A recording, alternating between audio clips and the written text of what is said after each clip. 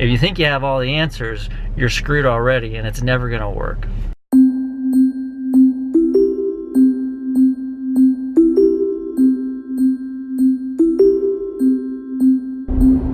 I hear this question quite a bit when working with companies, and they'll say things like, we need you to take a look at this department, they're not getting the job done fast enough, or we need you to spend some time with this individual, they're kind of underperforming, or we need you to spend some time with this group because we're just having a hard time getting them to do things the way we want them done. But when a company's asking you, we need you to meet with this group, we need you to meet with this person and help them change,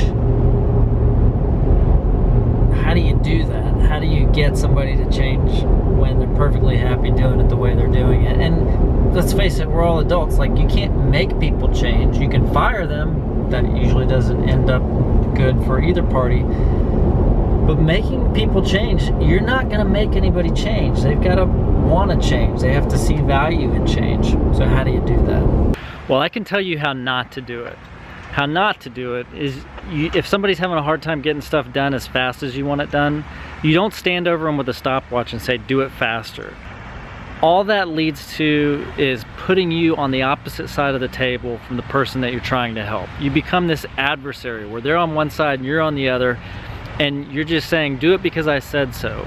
Like I said earlier, they're adults. They're gonna do it how they wanna do it. And you're never gonna win that battle.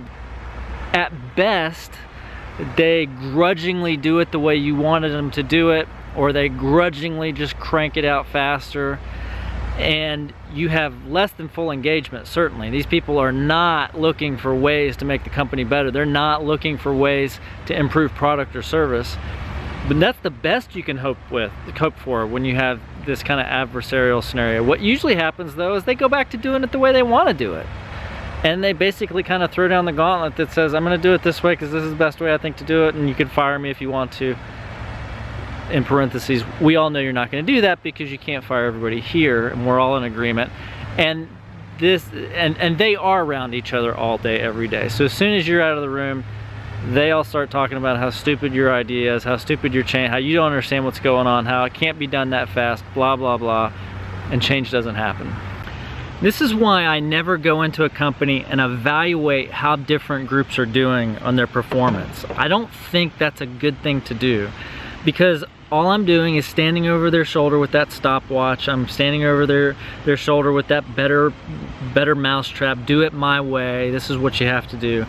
And I'm not going to be effective at accomplishing change. So evaluating their performance a lot of times is the absolute worst thing I can do, because automatically we're on opposite sides of the table. I've got the clipboard in my hand with the scorecard, and they're over there just trying to get the job done that they've been asked to do the best way they know how.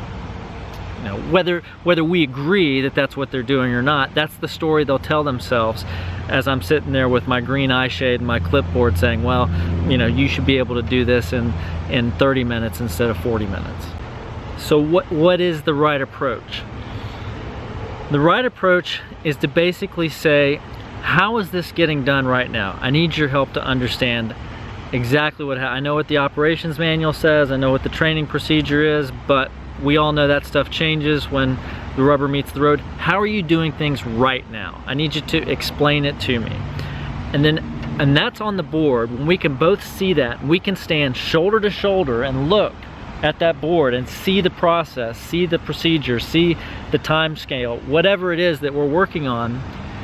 We're both on the same side of the fence now. We're both on the same side of the table, and we're working on it together. Then we start saying, I know that there's areas for improvement in this. You have to show me where they are. And as we identify areas for improvement, and as we push and we stretch, instead of saying do it this way, we end up saying, well, why can't it be done this way? And that's a totally different question. So the beauty of why not is that it requires an intelligent response for the person to have any credibility. If you're saying, if we change it this way, we can cut down the turnaround time from 2 days to 3 days. And the person says, well, we can't do it that way.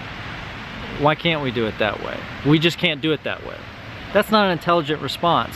And I'm assuming that you're in some kind of group setting while this is happening. And I don't mean to call one person out in particular. That's not what this is about. It's not about manipulation. It's about honestly asking, why can't we do it that way? Why not? And if the person can't give you a really good answer and they're just digging in their heels because they just don't want to change, they start to lose credibility, and other people start to jump in and say, well, actually, we can do it this way. Or, and sometimes I've heard, well, we used to do it that way, and I think that actually worked a little bit better. And now you start to get actual ideas on the table for people to evaluate, for people to consider, for people to judge which one's better than the other. And again, we're all looking at this shoulder to shoulder, looking at whatever project or process or whatever it is that we're trying to change. And there's no adversarial relationship. You know, this stuff comes out of personal experience. I think I've told you guys that before. Like, the stuff that I share is not, some of it's in books, but it didn't come out of a book. I'm not sharing it with you because it came out of a book. I'm sharing it with you because I read it in a book and I tried it out and it worked or didn't work. So when I had a tax and accounting practice, I was not satisfied with the turnaround time, the amount of time it took us to get stuff out the door. And I said, we're gonna reduce this from something like 21 days to 3 days. And the team said, that's impossible. I said, nope, here's how we're gonna do it. I figured it all out. I laid out my plan for them, and they all dug in their heels and said, we're not gonna do it. It can't be done. That's not a realistic way to look at this. I couldn't fire them all. I'd have to shut down the whole company. We were only 4 employees and all 4 disagreed with me.